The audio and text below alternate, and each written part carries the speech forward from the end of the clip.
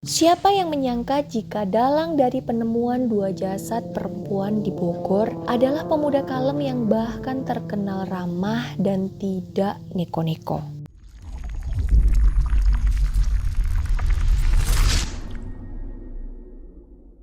Kamis pagi tanggal 25 Februari tahun 2021, seorang karyawan toko bernama Dedi merasa heran karena saat dirinya berniat untuk membuka pintu toko material tempatnya bekerja, pintu tersebut macet. Pintu itu tidak bisa terbuka lebar, bagian depannya seperti tertahan sesuatu. Nah, berhubung Pak Dedi ini ingin membuka pintu toko itu lebar-lebar, dia pun keluar untuk menyingkirkan benda yang menghalangi pintu itu. Tepat di samping engsel pintu, dia melihat ada sebuah bungkusan plastik besar berwarna hitam. Awalnya, Pak Dedi mengira itu hanyalah tumpukan sampah. Namun saat dia mencoba mengangkat bungkusan plastik besar itu, Dedi ini merasa kesulitan karena bungkusan itu sangat berat dan jika diperhatikan, bentuk plastik itu seperti postur tubuh manusia. Karena merasa ada yang tidak beres, dia pun akhirnya melaporkannya kepada RT setempat yang kemudian diteruskan kepada pihak kepolisian. Karena benar saja, saat plastik besar itu dibuka, terlihatlah sesosok jasad perempuan menggunakan celana pendek bergambar Doraemon. Di dalam kantong plastik besar tersebut, polisi juga menemukan kartu identitas berupa KTP. Foto dalam KTP tersebut juga sama persis dengan wajah sosok jasad yang ditemukan. Data KTP tersebut tercatat bernama Diska Putri. Dia adalah warga Kabupaten Bogor kelahiran 21 Desember tahun 2003. Di situ juga tertera alamat lengkap korban. Hingga akhirnya polisi pun segera menuju alamat tersebut dan mengkonfirmasi penemuan jasad itu kepada pihak keluarganya. Keluarga Diska tentu saja sangat syok mendengar keterangan polisi yang menyatakan jika anak mereka ditemukan sudah tidak bernyawa di dalam kantong plastik. Menurut orang tuanya, Diska ini pamit meninggalkan rumah dengan alasan ingin mengerjakan tugas sekolah di rental komputer pada hari Rabu 24 Februari 2021. Namun hingga larut malam, gadis tersebut tidak kunjung pulang. Waktu itu, pihak keluarga sudah mencoba mencari keberadaannya, namun tidak menemukan gadis tersebut dimanapun. Dan ketika mencoba menelpon pun, nomor gadis itu sudah tidak aktif. Hingga akhirnya pihak keluarga tahu keadaan putri mereka dari polisi yang menyatakan bahwa Diska ditemukan dalam kondisi sudah menjadi mayat. 2 minggu kemudian, tepatnya pada hari Rabu sekitar pukul 6 pagi, tanggal 10 Maret tahun 2021, lagi-lagi sesosok mayat perempuan muda juga ditemukan tergeletak di sebuah kebun kosong di Kampung Gunung Gelis, Desa Pasir Angin, Kecamatan Megamendung, Kabupaten Bogor. Saat ditemukan, jasad itu masih berpakaian lengkap, tidak tampak luka-luka yang mencolok dari tubuhnya, kecuali ada sedikit darah yang keluar dari mulutnya. Jasad itu mengenakan celana jeans biru dongker dengan sweater berwarna ungu keabu-abuan. Dia juga memakai sebuah sepatu kets berwarna putih. Di tangan sebelah kirinya terdapat gelang yang terbuat dari kayu. Posisi tubuhnya saat ditemukan sedikit menggelung seperti orang yang sedang tidur dengan rambut panjang terurai. Dari kartu identitas yang ditemukan, wanita tersebut diketahui bernama Elia Lisnawati, 23 tahun. Dan dari KTP juga tertera jika Elia ini lahir di Bogor pada tanggal 15 Januari 1998. Elia sendiri diketahui merupakan janda dengan 1 orang anak. Suasana duka pun langsung menyelimuti kediaman keluarga Elia. Menurut keterangan anggota keluarganya, sehari sebelum dirinya ditemukan tewas, yaitu pada hari Selasa 9 Maret tahun 2021, Elia pamit ingin pergi kondangan bersama teman-temannya di kawasan Cianjur. Namun selang sehari kemudian, korban malah ditemukan di kawasan Pasir Angin yang berjarak sekitar 10 km dari rumahnya dalam kondisi tidak bernyawa. Penemuan 2 mayat sekaligus di wilayah yang berdekatan dan berjarak hanya 2 minggu saja membuat polisi menduga jika hal ini berkaitan. Apalagi setelah jasad diotopsi, penyebab kematian keduanya sama, yaitu dicekik dan di dalam tubuh mereka juga ditemukan cairan sperma. Polisi pun segera melakukan penyelidikan secara intensif, dari mulai mencari bukti di TKP, mencari keterangan dari pihak keluarga korban, serta menyelidiki akun media sosial keduanya. Dari hasil penyelidikan itu, polisi berhasil mengerucutkan bahwa pelakunya adalah seorang pemuda berusia 21 tahun bernama Muhammad Rian. Lalu siapa Rian? Apa hubungan Rian dengan kedua korban? Dan apa motif Rian menghabisi nyawa keduanya? Rabu 10 Maret 2021 petang, di sebuah bangunan kecil atau saung sederhana yang terletak tidak jauh dari rumahnya, Rian dan seorang teman laki-lakinya sedang tidur-tiduran. Seperti biasa, Rian nongkrong bersama temannya sambil meminum kopi dan merokok. Saat itu, Rian baru saja bangun dari tidur sorenya, karena Rian ini tidak bisa tidur sejak malam harinya setelah membunuh L alias Elia Lisnawati. Sepanjang hari itu, dia berpikir dan berharap agar jasad L segera ditemui orang dan diketahui keluarganya. Sekitar pukul 7:30 waktu Indonesia Barat, dua orang polisi tiba-tiba menghampiri mereka sambil menodongkan pistol ke arah Rian. Teman Rian tentu saja sangat kaget, tapi Rian bersikap biasa saja, malah cenderung sangat tenang untuk posisi orang yang digerebek polisi. Ini memberi kesan jika dia itu seperti sudah siap menghadapi situasi tersebut. Tanpa perlawanan, Rian pun menyerahkan tangannya untuk diborgol dan kemudian dengan pasrah mengikuti polisi menuju mobil. Keluarga Rian pun syok ketika polisi memberitahukan kejahatan yang telah dilakukan Rian secara biadab. Mereka hanya bisa pasrah saat 4 orang polisi meringkus pemuda tanggung itu untuk dibawa ke kantor mereka. Dari 3 bersaudara, Rian adalah anak bungsu. Ayahnya sendiri meninggal sejak Rian berusia 4 tahun. Sebagai anak bungsu, Rian merupakan anak kesayangan ibunya. Namun, walaupun begitu, Rian ini sering dipukuli oleh kakak-kakaknya.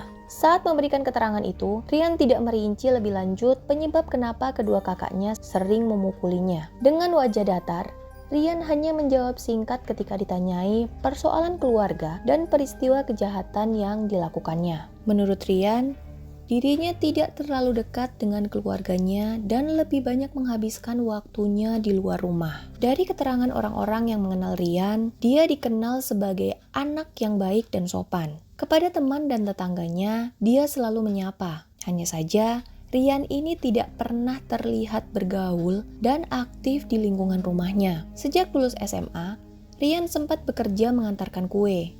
Tapi, sejak kejadian adanya pandemi COVID, dia beralih bisnis jual beli online. Barang yang dijualnya berupa baju kaos kaki, dan masker. Yang lebih mengherankan, semua aktivitas Rian di luar rumah tak satu pun keluarganya yang tahu, termasuk ibunya sendiri. Itulah gambaran umum sosok Rian. Lalu bagaimana kronologi lengkap pembunuhan keji yang dilakukan Rian?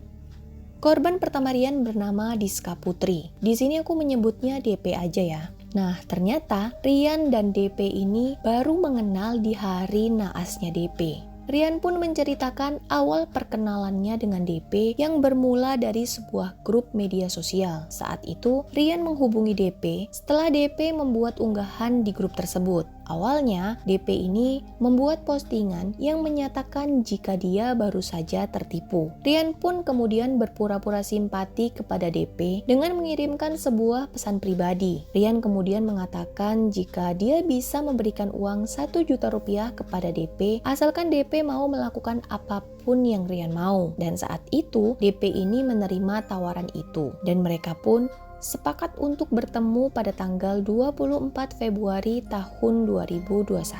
Rian pun menjemput DP dengan menggunakan sepeda motor di stasiun Citayam pada pukul 10 pagi waktu Indonesia Barat. Saat itu, Rian menggunakan jaket berwarna krem, sementara DP mengenakan kaos berwarna putih dilengkapi dengan kalung emas. Mereka langsung menuju penginapan amanah di kawasan Puncak. Dalam perjalanan, Rian dan DP sempat mampir makan siang di sebuah sebuah rumah makan Padang, berbelanja makanan kecil di minimarket, serta sempat membeli minuman beralkohol. Mereka berdua masuk ke penginapan sekitar pukul 2 waktu Indonesia Barat. Keduanya sempat duduk-duduk dan bercengkrama sebelum akhirnya berhubungan badan. Selesai melakukan hal tersebut, Rian memberikan uang 1 juta rupiah sesuai janjinya kepada DP. Semua berjalan biasa saja sesuai rencana pada mulanya. Namun, sekitar pukul 7 waktu Indonesia Barat, emosi Rian mulai kacau saat DP tiba-tiba bercerita bahwa dirinya membutuhkan uang lebih dari 1 juta. Menurut Rian, DP meminta uang lebih kepadanya. DP tidak mengancam waktu meminta, tapi DP selalu mengulang-ulang terus permintaannya, dan itu membuat Rian ini kesal dan emosi. Waktu itu Rian tidak menyanggupi permintaan DP ya, dan walaupun dia kesel, Rian ini masih berusaha untuk tidak menunjukkan kekesalannya itu kepada DP. Sampai akhirnya, pada pukul 8 waktu Indonesia Barat, Rian mendorong DP ke arah kasur hingga membuat DP tertelungkup. Waktu itu, DP tidak melawan atau curiga ya, karena dia pikir si Rian ini mengajak begituan lagi. Tapi ternyata, saat itu Rian langsung mencekik DP sekuat tenaga. Saat itu, tentu saja DP menjerit sekuat tenaga, tapi tidak ada yang bisa mendengarnya karena Rian membungkam jeritan DP dengan membenamkan mukanya ke dalam kasur. Pikiran Rian saat itu hanya menanti-nantikan kematian DP. Kala itu Rian sadar, tapi dia tidak memberi ampun. Walaupun samar-samar dia mendengar jeritan payah suara kesakitan DP. Sampai akhirnya DP pun tewas dengan jari jemari Rian yang membekas di lehernya. Usai membunuh, Rian tidak meninggalkan jasad DP begitu saja. Rian keluar dari penginapan dan menuju rumah temannya yang menyewakan tas pendaki gunung berukuran besar dengan harga Rp35.000. Rian juga mencari kantong plastik besar atau trash bag yang biasanya dia gunakan sebagai tempat sampah ketika mendaki gunung. Rian kembali ke penginapan setelah mendapatkan tas dan plastik itu. Dia mengambil kaos putih dan celana pendek bercorak Doraemon milik DP, lalu memakaikannya ke tubuh DP yang sudah tidak bernyawa lagi. Rian kemudian memasukkan jasad DP ke dalam trash bag sebelum memasukkannya ke dalam tas pendaki gunung. Tidak lupa, Rian mengambil kalung emas dan ponsel milik DP. Malam ketika memasuki hari Kamis 25 Februari sekitar pukul 2 dini hari, Rian keluar dari penginapan dengan menggendong tas besar berisi jasad DP. Rian membawa jasad DP menggunakan sepeda motor dan membuangnya di Jalan Raya Cilebet, Jembatan 2, Kota Bogor. Setelah itu, Rian menjual kalung emas dan ponsel DP. Dari penjualan itu, dia mendapatkan uang sekitar 2 juta rupiah. Begitu dia kembali ke rumahnya, Rian mengaku gelisah setelah membunuh DP. Tetapi, di saat bersamaan, dia juga berharap jasad DP ini segera ditemukan orang dan kemudian diketahui keluarganya. Selain itu, dia juga tidak mengambil KTP DP dengan maksud agar keluarga DP ini segera mengenali jasad tersebut. Ini termasuk tindakan yang aneh ya. Mengingat kalau kasus-kasus pembunuhan kan biasanya pelaku cenderung menyembunyikan atau membuang korbannya di tempat yang tidak biasa dengan maksud untuk menghilangkan jejak ya. Selain itu, pelaku juga biasanya akan membuang semua barang korban, terutama yang berbau identitas, agar kelak saat ditemukan, polisi ini nggak tahu identitas korban. Nah, di kasus Rian ini, dia justru membuang korban di tempat yang sangat mudah dilihat orang dan kartu identitasnya juga masih ada. Kayak nggak ada takut-takutnya dia ini sama polisi. Dan lagi, Rian ini kemudian rajin nyari-nyari info untuk update berita penemuan jasad DP. Sakit jiwa nggak sih dia?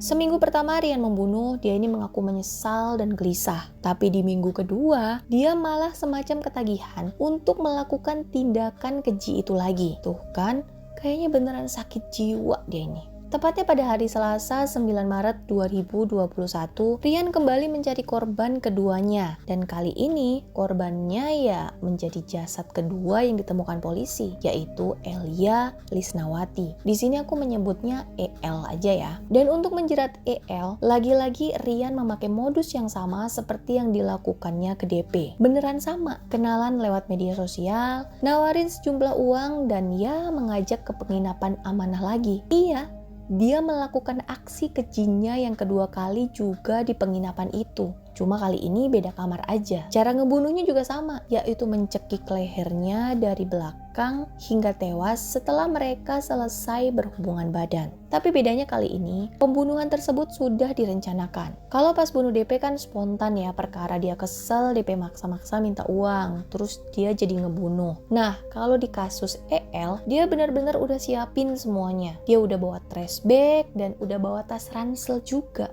Rian juga lagi-lagi mengambil barang-barang berharga milik EL seperti uang dan HP. Setelah itu dia pun membawa jasad EL dan perbedaan lainnya, Rian membuang jasad EL di kebun kosong. Kalau DP kan dibuang di samping toko ya. Dan kali ini Rian pun tidak membungkus jasad EL pakai trash bag, tapi dibuang gitu aja tergeletak macam orang tidur. Dalam keterangannya kepada polisi, bukan tanpa alasan dia ini membuang 2 jasad korbannya itu di jalanan, di tempat yang mudah sekali ditemukan.